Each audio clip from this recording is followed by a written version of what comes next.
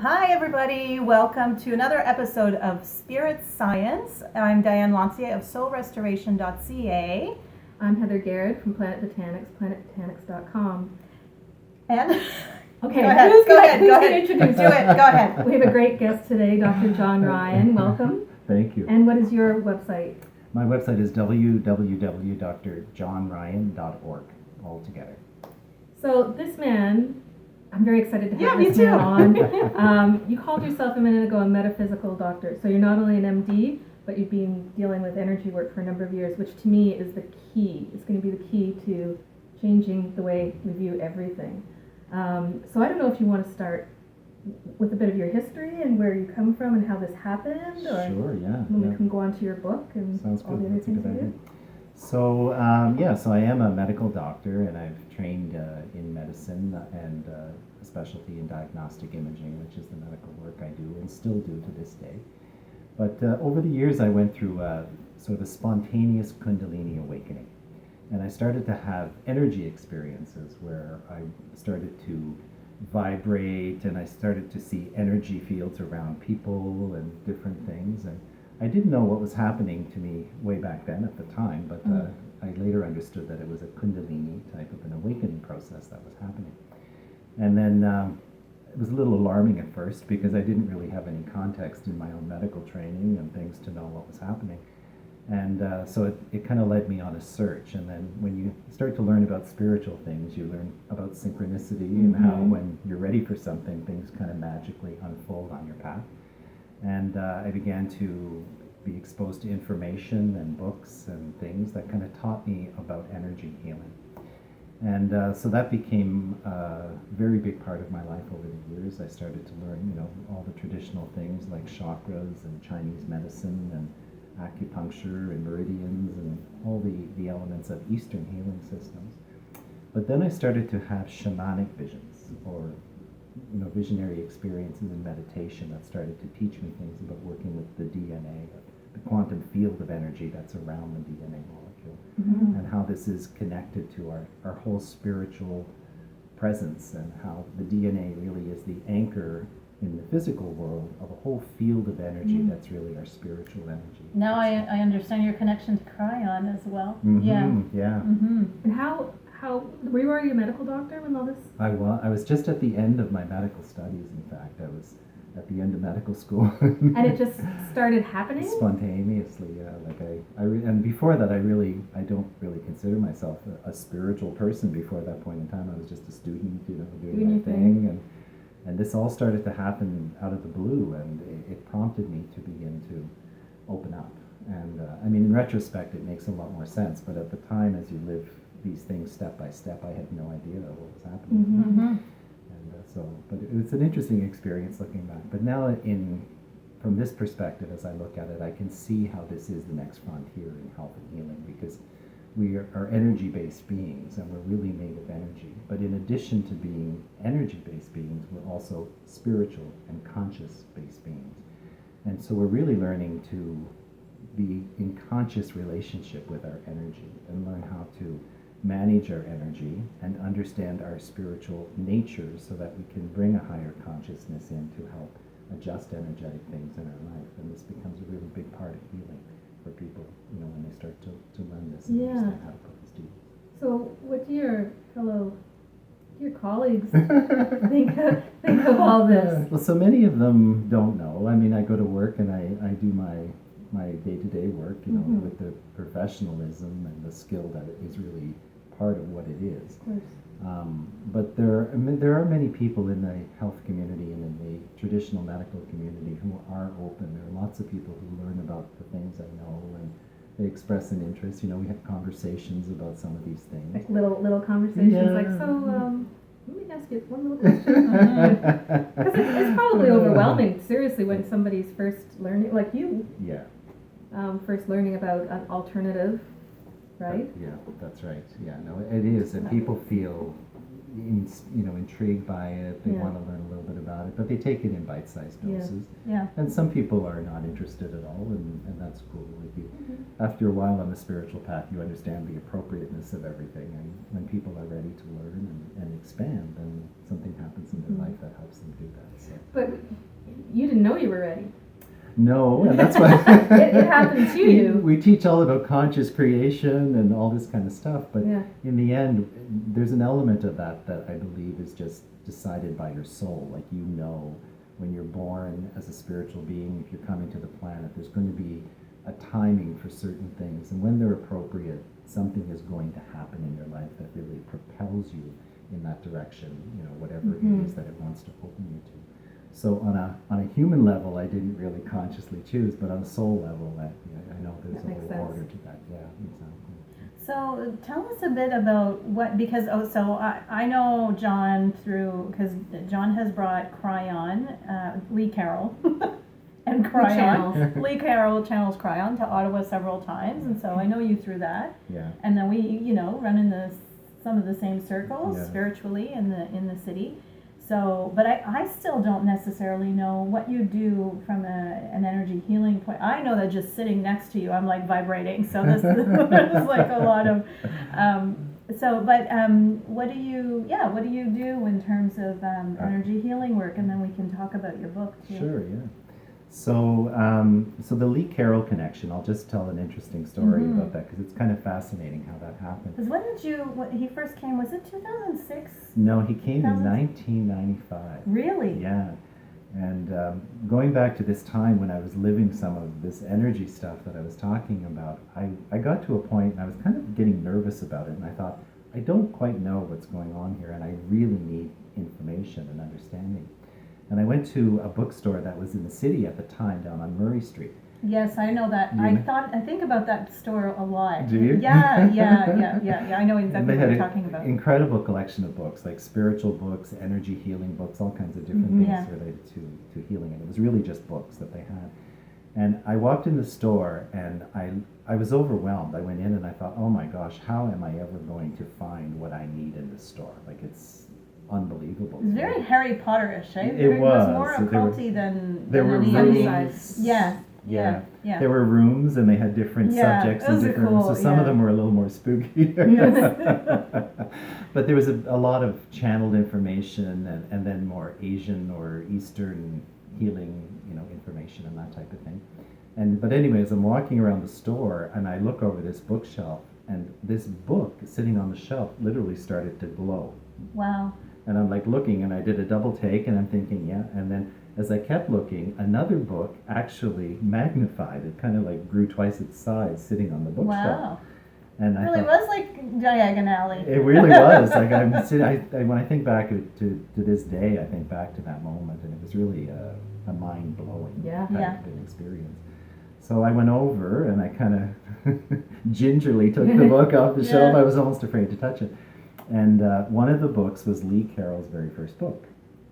And the other book was a book by a man named Gopi Krishna talking about the spontaneous awakening of Kundalini energy. Oh, okay. And so I kind of took my two books and checked out of the store, and they were very, very helpful to me at that point in my own journey, because one book was explaining the energy phenomena of Kundalini awakening. And to me, that was new information. At the time, I had no idea really what that was. And then the other book was the Lee Carroll book. And in Lee's book, he talks about the transformation that's taking place on the planet at this point in time. And it's a really important concept for people to begin to learn about, because when the Earth started years ago, when we approached the end of the 1980s and 1990s, there was two potential trajectories for the planet to take. And when we were born as children, we kind of knew that on a cellular level. We didn't quite know which way the Earth was going to go, but we all had that awareness somehow. And in 1987, there's an event called the harmonic convergence that's spoken about, and what it represents is a spiritual time on the planet where the spiritual quotient of humanity was measured. And the quotient is kind of the idea, are they evolved enough to be able to move forward into an ascended kind of consciousness or an ascended civilization? And if the answer was no, the Earth would have gone into a destruction. It would have gone into a turmoil, kind of the apocalypse that everybody talks about in the end times and all that stuff. That was the election. No. Just kidding. We hope that's a catalyst to some Yes, greater yes, good. And then the second path is a path of very rapid awakening. And by awakening, humanity becomes aware of its spiritual nature and its consciousness basis, and that we begin to create a civilization that contains that understanding and all of the love and all of the wisdom and all of the goodness that can come out of understanding life to be that way. So the outcome of that was good. It was, we had attained a level of evolution that we could move forward. And because of that, the Earth was propelled into a series of changes. And some of those are energy changes. So you can think of the Earth as a vessel or a cup. And it had to be restructured to be able to receive the new energy that was about to come to the planet. Mm. So part of that was an adjustment of the magnetic grid on the planet.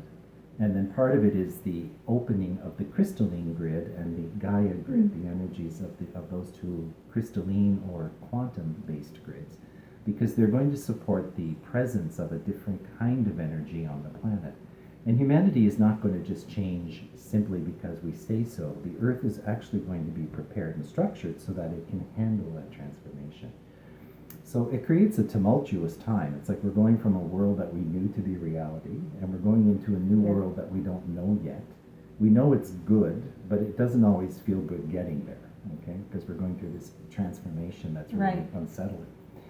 And so part of that, and when I think back, the year when all of this started happening to me was 1987, which was the year of the harmonic convergence. So I understood from that in my own personal trajectory, I kind of had a future that was laid out, but if we went into this catalytic change, I would start to wake up.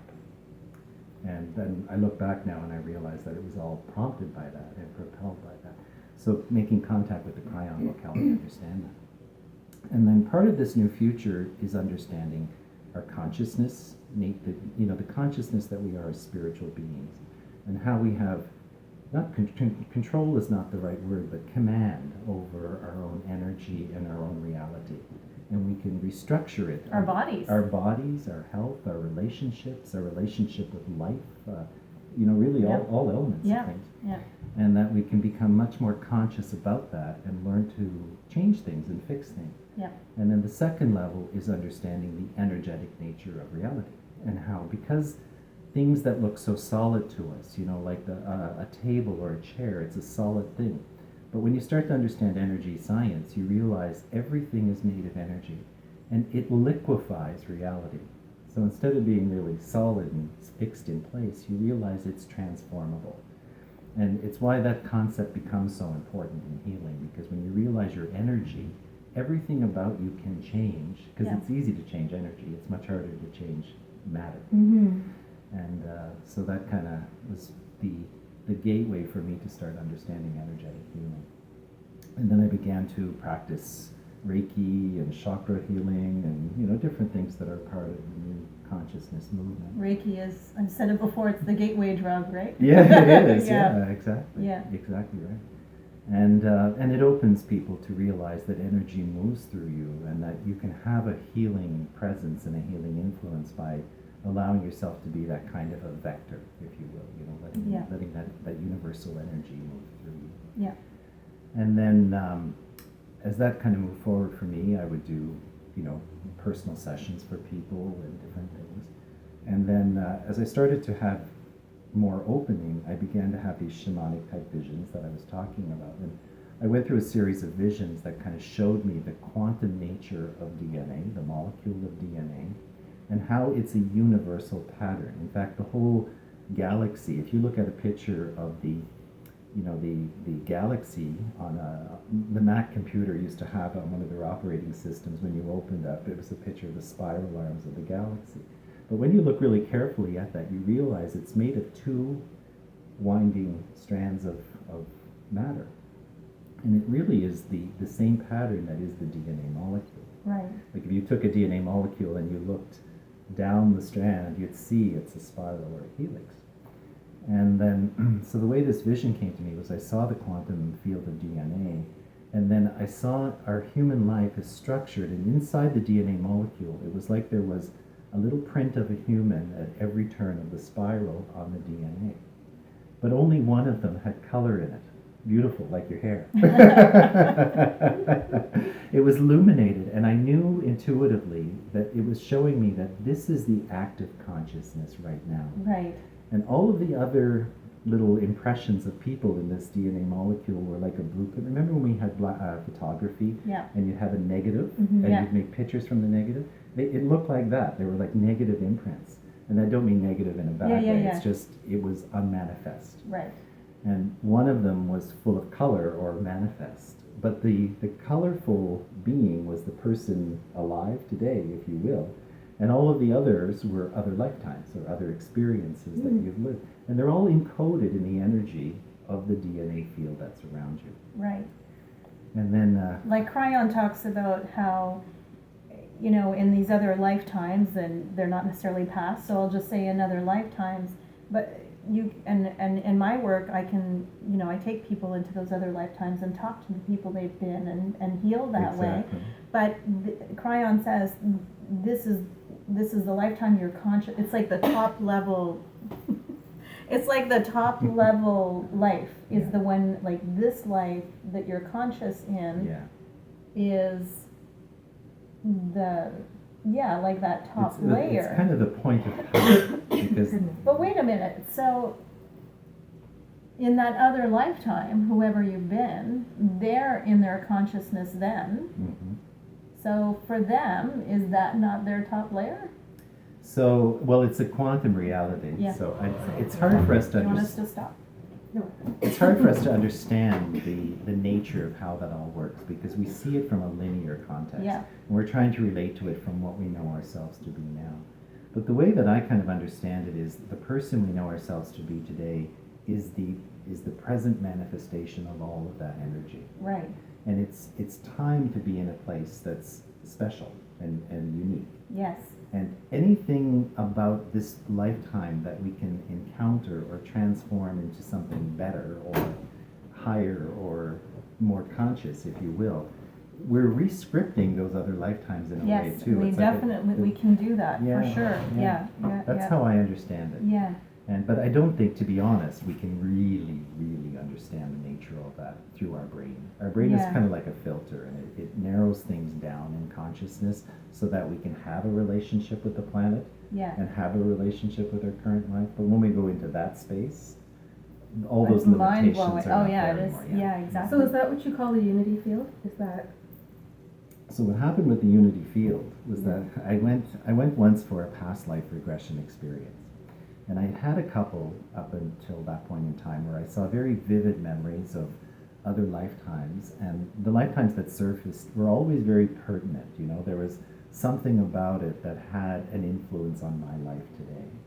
Like, for example, I had a memory of I was in a community in a village, and there was like this amphitheater in a cave, and I was standing at the wall of the amphitheater watching this man speak on the stage.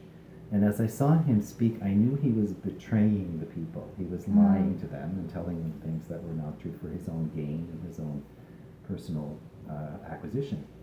And so I had put together information that was going to be like a whistleblower, or I was going to expose what was going on to people because they didn't know.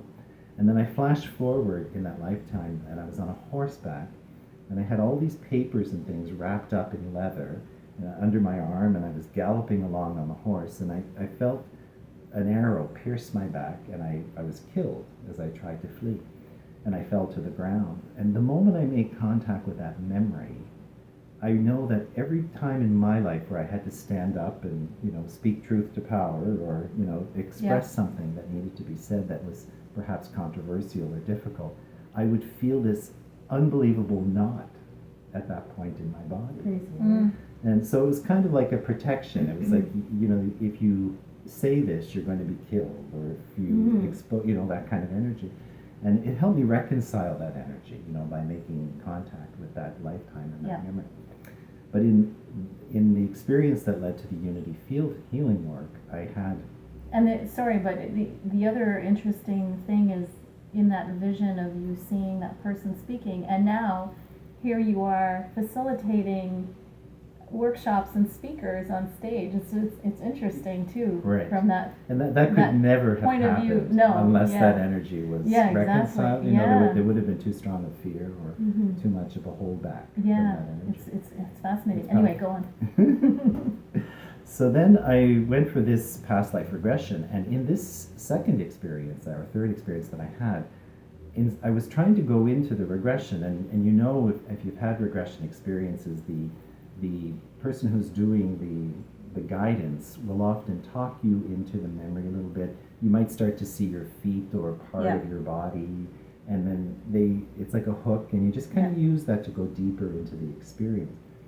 So, but in this experience, I saw myself as a kind of a spiritual jewel being. Like and I didn't know at first what I was seeing. And the regressionist was saying, well, let's go into this lifetime, maybe where you would eat or have dinner with your family. And I remember in the regression, I started to laugh. And I said, oh, it's not that kind of a life. And he said, well, what are you doing? And I said, I'm planning. And he said, well, what are you planning? And I said, I'm planning my next incarnation. Mm. And from that state, I went into, like the Russian dolls, Mhm. where you Nesting have dolls? nesting dolls, yeah. It was almost like another miniature form of that being came out of the first being, and it moved down to the surface of the planet. But the planet was in the energy state. It was like the Earth, but it was an energy Earth. It wasn't Right. really the physical Earth. Right. And then he said, well, what are you doing now? And I said, well, I'm planning my next incarnation.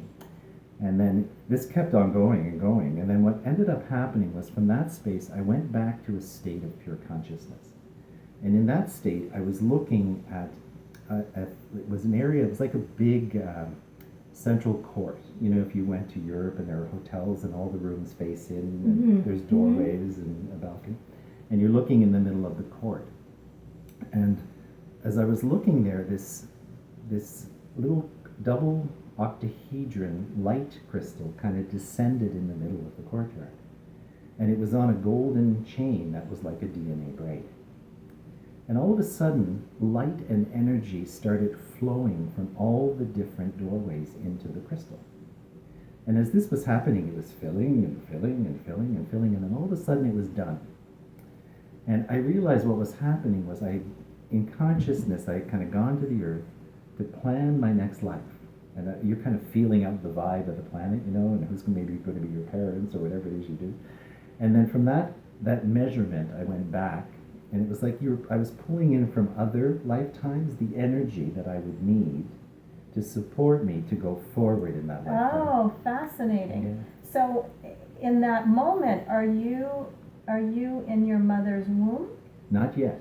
Okay. So what happened next? I'm curious. I'll tell you why I'm asking. Okay. So what happened next was this little crystal kind of shot, on Star Wars when you go through the galaxy and all the stars are flying by and you move at hyperspeed. So it was like the crystal was moving at hyperspeed through this field of energy, and it landed in this massive quartz crystal at the top of a peak of land. And I knew that energy was transferred to the crystal, and the crystal was going to hold that energy in consciousness. And then the next thing I knew was the same little shell of light was encasing a fetus that was inside the uterus. So like a developing baby, maybe 3 months of Right. developmental age. And the energy merged with the physical baby. And it kind of helped me understand how we bring spiritual information and we merge it with the baby. Okay, so the little fetus is going to come from a mom and a dad who are about their business, and Had they make sex? a little bit. We can say it. And so the little Sometimes it's different ways. So there's the little embryo is developed, but this energy kind of comes and fuses or merges with that embryo at some point along the developmental process. Right. And it's present even before the baby is Yeah. there. So people will sometimes ask that question, when Yes. does that happen? But it's almost like the soul knows even before the physical baby is developing that it's going to. Yeah. Okay.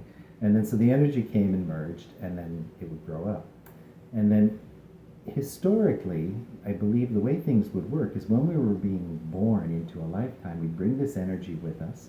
And in this energy, we'd have all kinds of things. We might have a life lesson. We might have karma, we have to resolve, or we might have a purpose that we're going to try to manifest while we're there as a human being. And all of this comes with you.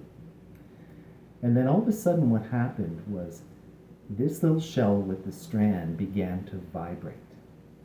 And the chain that was at the top of the pyramid opened up, and all this light started moving through the chain. And the little crystal started to reform. And I knew kind of, when you're having these visions, you're kind of living all these things at once, and you process it a little bit later, and you kind of come to understand what things meant or symbolized or whatever. And I realized what it was trying to show me was that historically when we were born, we came with a purpose, and you'd live it out, and then you would die. And when you die, all that energy would go back to the little crystal that I talked about, and you'd go back in spirit. And you'd keep, each time you came forth, you'd record those memories in this crystal that stayed on the planet. Is that what Cryon calls the Akash? The crystal Akash? cave of Yes. creation. Yeah, okay. And the Akash is more like the quantum energy in the soup of all that you are. Okay. And so when you're going to be born, you're going to limit that so that you can narrow it down to a focus to have a particular experience. And then you go, so when you die, your energy would go back into consciousness, and then you'd come forward again. But with this shift that's taking place on the planet, the energy that can flow into that quantum field of energy around us can open to things that we didn't have access to when we were born. Yeah. And this is where all this new kind of healing is coming I from. totally agree with you. I've said it before, there are things we can do now that we couldn't do even 5-10 years ago. Absolutely right? correct. Absolutely Yeah. correct. And for people who work in healing and do energy-based healing and things, that, people who were never really of that mind, I guess, or of that orientation in terms of thinking, they'll start doing something and they feel energy moving through their body, or they'll come to a workshop and they have these incredible visions and experiences, or they pick up a crystal and it speaks to them, in some very significant way. And so they're things that are very strange in terms of our old reality, but they're not so strange when you start to open up to this kind of understanding. So then the next thing that happened was I was shown in a meditation. There was like the way that this happened was I was sitting there in a meditation at this big conference full of people who do light work and healing, so it was a really amplified energy field. And I had a session with Max the Crystal Skull. I don't know if you've ever heard of Max. And I had come from the session and I went back into the room and I sat down in meditation.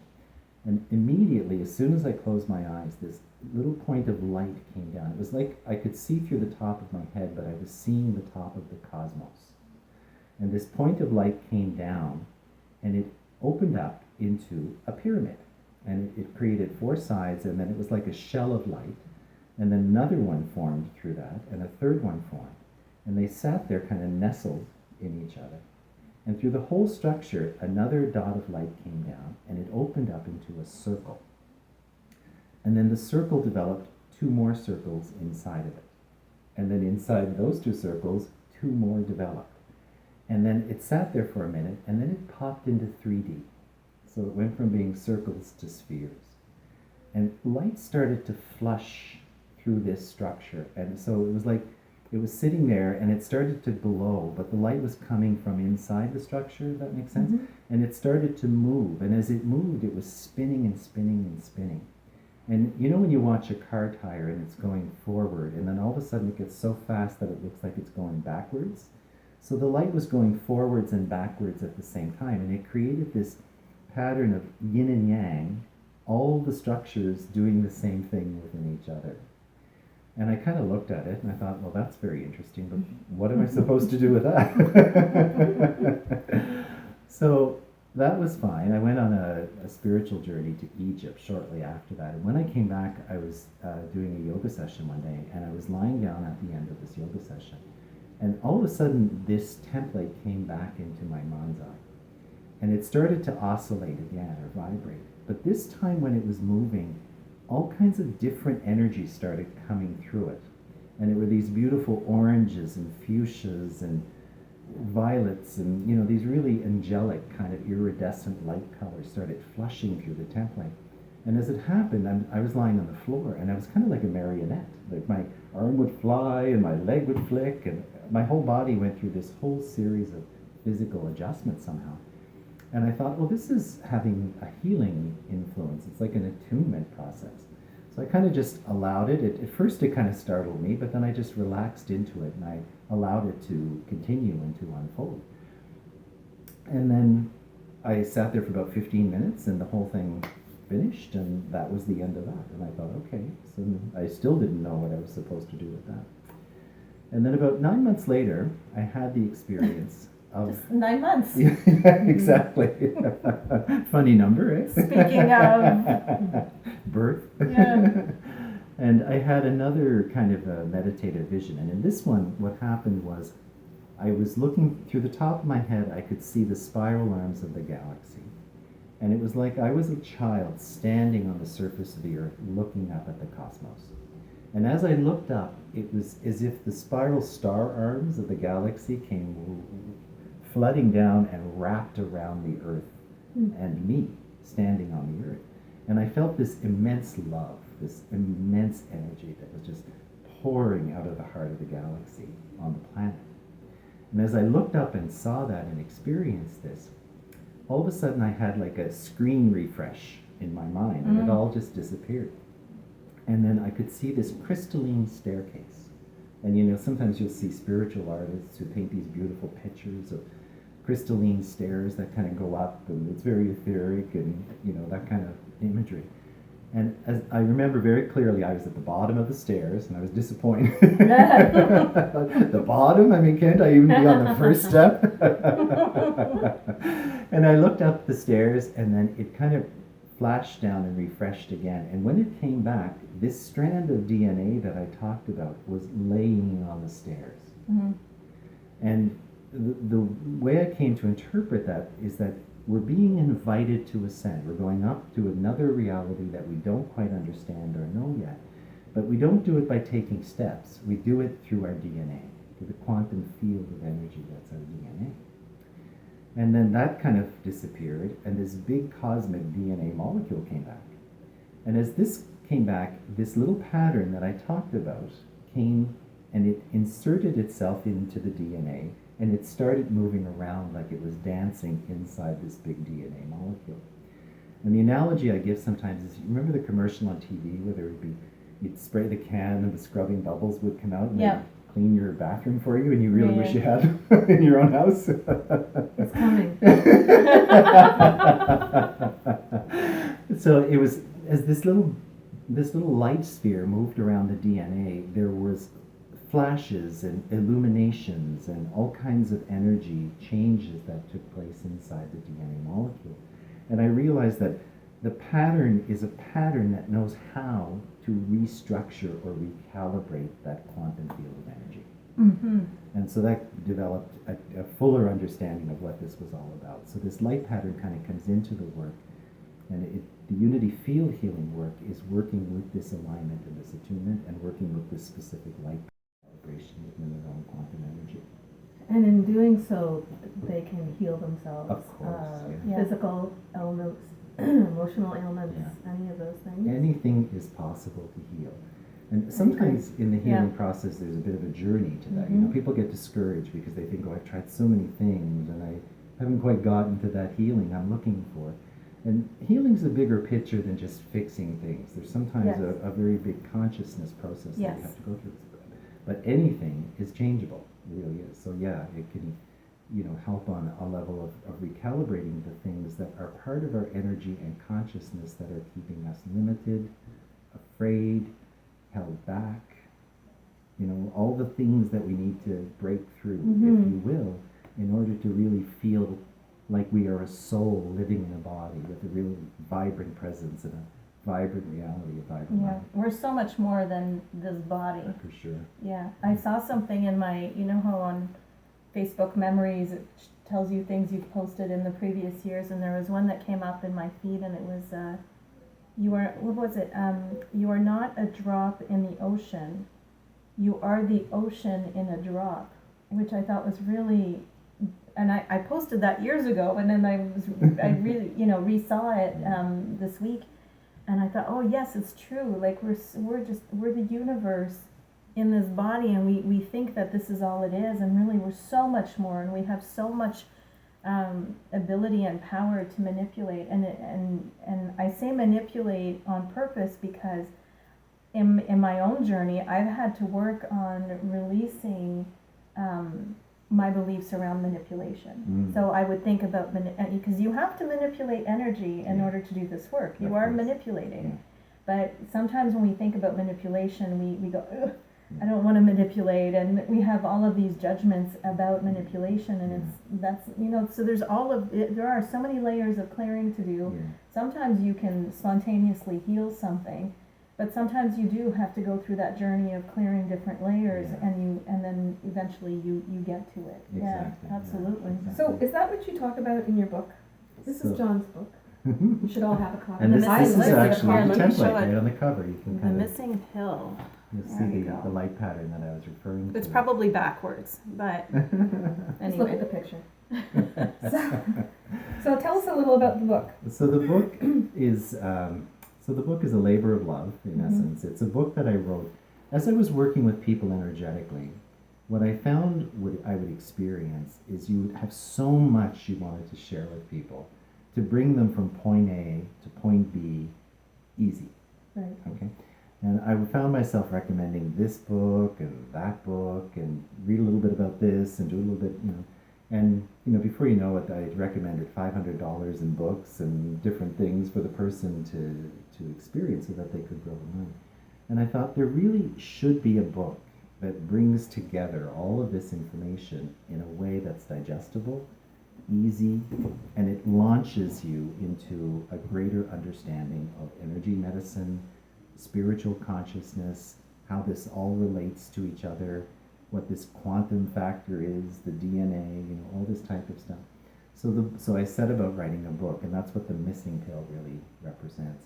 So it's a primer. It sort of takes you from knowing really nothing, if you know nothing about spiritual consciousness and energy, and it kind of walks you through the whole unfolding of that, so you understand the energy basis of reality, and you understand your soul and your spirit, and you understand reincarnation, and you understand all these types of things, and the role of the ego and the transcendence of energy that's part of the spiritual journey, and all these types of things that get missed. And then I introduce a lot of tools that people work with, because I found a lot of people would get really focused on a tool or a concept and think that's the only way. Yeah. But they're all gifts, and they like to work with Reiki, or to work with crystal healing, or to work with quantum healing, or to work with consciousness, or even counseling and talking to someone. They all fit together in a puzzle, and so I really wanted to bring an umbrella of that together so people understand how all these bits and pieces fit together. And then the last chapter in the book takes you up more to what we were just discussing, the quantum field of energy, the DNA, and the unity field. And that's a completely, it's not just, we're not just talking about spirituality, we're talking about, it goes beyond the sort of just, kind of feel-good spirituality of, we're talking about the nitty-gritty. a whole Really getting other into level. it. Well, I think we've been taught spiritually through, through the nature of the times. Everything was external, so we would have religion, and God was up there, and there would be a priest or a priestess of some kind in front of you who was a mediator between you and that spiritual force. Yes. And that was appropriate for a kind of evolution, but that consciousness, that energy, and that connection is in you. Yeah. God is in every one of us. The Spirit is alive in every one of us. And we each have that personal connection to the Creator in our own hearts and in our own minds. Yeah. When you really make that missing link, like it's a real threshold you have to cross, I think, in order to come into the world of energy healing and consciousness. It's inside. And then you start to realize the whole process is nurturing that. It's nurturing that light, it's nurturing that understanding to come forward in your own life. Yeah. And allowing that energy and consciousness to teach you, to support you, and to show you how to do that. Yeah. And then you enter into this kind of miraculous space where you realize life is always trying to help us. Yes, which is not what most of us have been taught No. to the truth, right? Yeah. I mean, we talk about the universe and how the universe pushes you in certain ways, and you just sometimes have to let go, but we're not good at that Exactly. as human beings. I think it's something that we have to either be untaught or learn anew. Yeah. Because one of the most shocking things I learned was the universe has our back. Yeah. It's always trying to help us. But we don't see that because we see so in such a linear fashion that this is the way it has to be, and if we could just let go of that, Yeah. You the move other into part the would come flow. in. Yeah, exactly. And then you have synchronicities, you have these coincidental things that happen, and you have the awakening of your intuition and the force in you that's trying to teach you in a very personal way Yeah. about what's right for you, or to give you the information you need to take your next step in your life. And if you're not stilled enough and you haven't kind of processed things in your own world enough to really listen to that, it seems like you don't have it. But the moment you settle down a little bit and start to understand how the soul talks to us, through intuition and through, inspired feelings and the way that the soul tends to talk, or through visionary experiences or synchronicities that happen in the external world, and you learn to pay attention to those messages, then you start to enter into this feedback loop. You have a synchronicity, and if you follow it, you have some kind of an experience. It takes you to something that you didn't know. And the important thing of that is when you're healing and evolving, you don't know what you need. You know what you have, and you know what you are, but you don't know the next thing that's right for you that's outside of your sphere of consciousness. Yeah. Right? Yeah.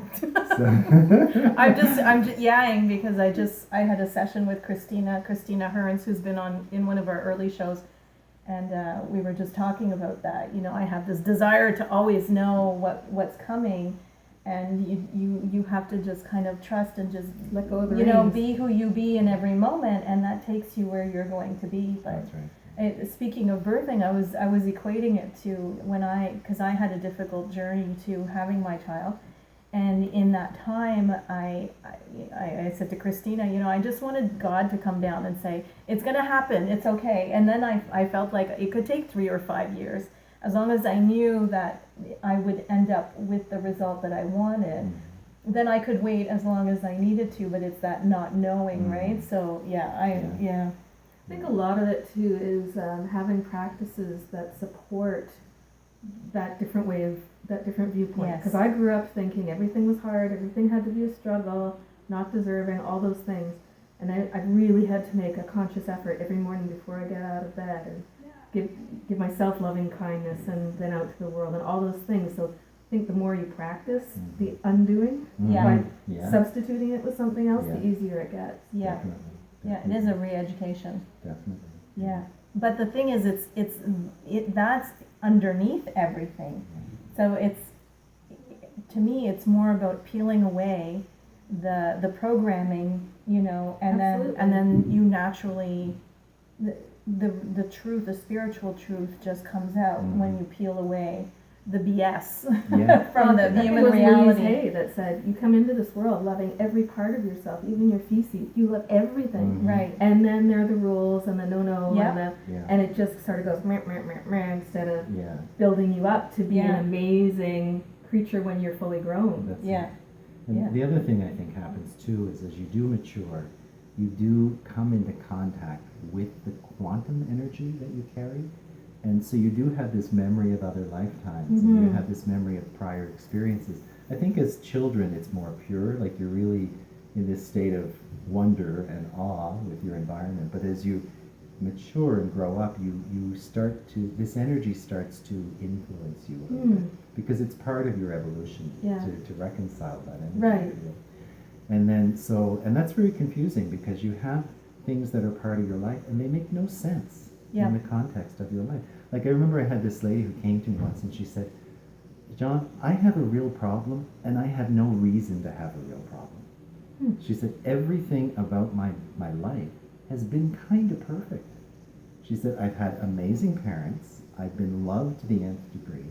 I've been supported by my family, my friends, and the world around me in anything I've ever wanted to do. But I have this sense of unhappiness. And so, but she said, there's nothing in my life that could ever explain that. In this life, that's right. And then, so her healing was on a very different level, you know, because we tend to, even when we enter into psychological healing, we tend to think about cause effect, you know, like I had this experience as a child and my parents did this or didn't do this, and this is the consequence, and now I have to unravel that. Right. But it's even deeper than that. Like we carry this programming and this, you know, this consciousness printing that's old, really old, even beyond our that we can shift and we can heal. Exactly. That's really, really important. You're not stuck with that stuff. That's right. It's information, and then you move through it and you shift as a result of it. And it's why it was so hard to fix before now. Yeah. Because that's part of this changing energy. Like once upon a time, if you had that, you're kind of stuck with it almost. You could change it in exceptional situations, or if you were really powerful in your own process of trying to change it. But it's actually getting easier. Yeah. Because the energy is changing, and it's opening us to access this kind of release, if you will, or letting go of consciousness patterns that affect us that wasn't available to us before now, which is really amazing. And then the other piece around that too is she may have been picking up the guilt of other people, you know, of it's not okay for me to have a perfect life, which is a you know, something that we've bought into in this reality, when really what's wrong? There's nothing wrong with being happy and joyful and prosperous and supported, but so many people don't have that, and then we get caught up in that drama, and when we don't have the drama, it's like there's something wrong with not having drama, right? Yeah, exactly. Yeah. Exactly. That's right. Did you have any? We went I know. really I was long. just thinking, well, I wonder if anyone's still listening. Oh, we can't. Yes, please. No, I was just thinking. I was trying to remember the quote by Wayne Dyer. He had gotten to a state in his life where every day was miraculous. What we would term as miraculous was every day for him. And when it didn't show up, that was something really weird. Yeah, like that's what I feel that for, way. You know? I feel that way. I feel like I always say, like, now most of the, like 99% of the time I'm in a happy place, and when I'm not, then I clear it. I go look at it. Why am I feeling this way? Who does it belong to? You know, what is that about? And then shift back into, and if I carry that for more than a day or two, I'm like, okay, I need some help, because I need to shift out of and that. there's nothing that's wrong not with that normal either. for me anymore, right? That's not my norm, and I don't want it to be my norm. But I think there's such an abundance of healers and helpers now too, that there's no reason for anyone to feel that they're going through this alone, or you know, I really like your story, because on the one hand you're going through this rigorous medical school training and so on, and this thing is happening at the same time. I'm like, poor John. Like, it's duality. Oh my God, did someone slip LSD in my coffee? Like, what's going on? It's duality, right? Yeah. But I have a feeling you weren't, I was going to ask you, you don't seem like you were in resistance to any part of that process. Not consciously. There was an openness that was there, but the resistance comes up at points in time when things make you afraid. Yeah. Or, you know, like for example, I wasn't sure what I was living, and the moment I started to become afraid of it, then I started to shut down. Exactly. And I had to actually go through that veil, if you will, of that fear, and talk to myself and say, you know, what's happening is different, but in my heart I know it's right. Right. And I had to find that sense of confidence and trust and faith, like knowing inside my own heart was telling me it was the right thing, it was okay, and I had to believe in that enough to allow it. Awesome. Yeah. And I think you have to go through experience. We all do in our own unique ways. That's right. That do that. Well. So don't forget, pick up the book, The Missing Pill. It's not written here, but it's an energy primer. And it's available on Amazon. It's on Amazon. Everywhere. Heather has some copies I here have at some the here at the store. store. But we're talking to people everywhere. Yeah. So and people, Amazon for sure. And people can read. There's a lot of information. If you go to my website, there's a whole section on Unity Field Healing. There's a section on the missing pill. There's a section on events that are taking place that either I'm speaking at or organizing. So what are you doing in Hawaii soon? Actually, it's exactly 1 year from now. Wow. Yeah, it's December 17th through the 24th, 2017. And it's called Return to Lemuria. And I think he's bringing us. and you, come on. And there's actually a link to it on my website as well. So look at that. and what this conference came to me as was, in the original seeding of this is getting into a whole other topic, but the seeding of the planet was based on a civilization that existed in what we know today as Lemuria. But the land that is Lemuria is no longer present the way it was at that time on the planet. And what the islands of Hawaii actually represent are the tips of a mountain, a landmass that's a mountain. And during the time of Lemuria, this whole mountain was elevated, and it was a mountain civilization. And the civilization that lived on that island at the time were very conscious. They lived in unity consciousness. They lived as a collective civilization in a community-based consciousness. And the people had a different sense of openness. They were much more spiritually attuned, kind of what we're growing into again. And many of the people alive today actually had a life experience in that civilization. And it's why it's so deep. Like, when you talk to light workers, and they just have this resonance in them. They want a planet that's peace-based. They want to move through all the drama and get back to a place where we really love and respect one another.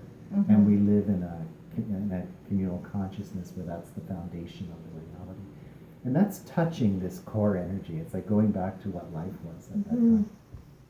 So I had this inspiration that we're getting to the point in time where we're ready to activate the templates of healing and consciousness that were part of that civilization, and they're supposed to kind of awaken, if you will, or be activated within the planetary grid to support the whole forward movement of humanity. And so I brought this up with Lee Carroll when he was here the last time, and he was very in alignment with it. He really resonated with the message, and he said, yep, you go ahead and set this up, he said, and I will come. So I've invited a bunch of speakers. There's Lee Carroll, who'll be channeling Cryon. Kahuna Kale, who's this beautiful, beautiful Hawaiian priestess. And she's going to be there as part of the event, doing sacred ceremony. One of the things we're doing is we're going to go to the volcano where the goddess Pele has her home. And we're going to do, on the solstice, on the winter solstice, the 21st, we're going to have ceremony at the volcano. Amber Lee of the Lemurian Sisterhood. Dr. Amber Wolf of the Lemurian Sisterhood. Robert Coxon, who's an incredible he musician. is an amazing talent, and he's from Montreal. He is, Oh my goodness. Canadian. Yeah. It's funny, all these Canadians And going his to... wife, Oh my his God! partner, Lily Seriously, Wong. look into Robert Coxon's music. Coxon. Definitely. His music is channeled, and it is. It takes me places. I mean, it me is too. beautiful, beautiful, beautiful. Yeah, and he channels.